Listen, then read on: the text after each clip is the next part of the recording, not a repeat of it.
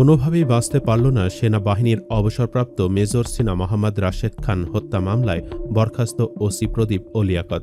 কক্সবাজার জেলা ও দায়রা জজ মোহাম্মদ ইসমাইল এ রায় ঘোষণা করেন। ওসি প্রদীপের আইনজীবীদের সর্বশেষ যুক্তি উপস্থাপনে চতুর্থ দিনে সকাল 10টায় শুরু হয় যুক্তি উপস্থাপনের পালা। এ সময় আদালতের কাঠগড়ায় ছিলেন প্রদীপ কুমার দাস সহ মামলার 15 আসামি। ওসি প্রদীপের আইনজীবী কোনোভাবেই তাকে নির্দোষ প্রমাণ করাতে পারেনি, ফলে নিজে বিচারককে অনুরোধ করে এবং সিনহাকে খুনের জন্য পরিদর্শক লিয়াকতকে দায়ী করে বিচারকের কাছে নিজের প্রতি সদয় হওয়ার অনুরোধ জানিয়েছেন বরখাস্তকৃত ওসি প্রদীপ কুমার দাস। যুক্তিতর্ক চলাকালে কাঠগড়ায় দাঁড়িয়ে তিনি বলেন, স্যার, মেজর অবসরপ্রাপ্ত সিনহাকে খুন করেছে পরিদর্শক লিয়াকত। এটা আমি স্পষ্ট জানি।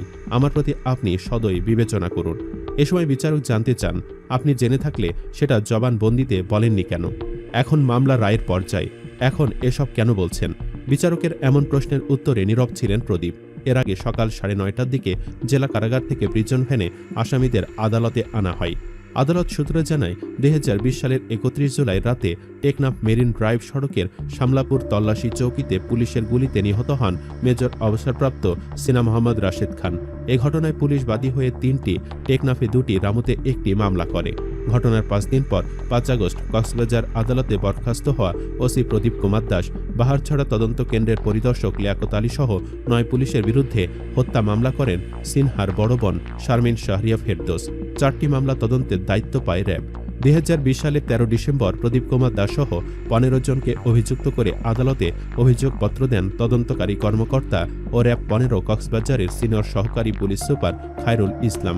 এই 15 জনের মধ্যে প্রদীপ ও লিয়াকতের ফাঁসি, 6 জনের যাবজ্জীবন, 7 জন খালাস দিয়েছেন বিচারক।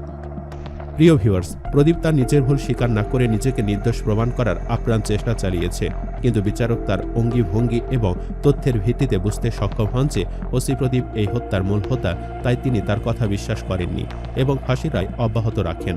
দর্শক, ওসি প্রদীপের ফাঁসির রায় আপনি কি খুশি হয়েছেন? জানিয়ে দিন ভিডিওর কমেন্ট বক্সে, এবং ভিডিওটি ভালো লাগলে একটি লাইক, সেই সাথে ওসি প্রদীপের সর্বশেষ আপডেট পেতে সাবস্ক্রাইব করে আমাদের চ্যানেলের সাথেই থাকুন। ধন্যবাদ এতক্ষণ সাথে থাকার জন্য।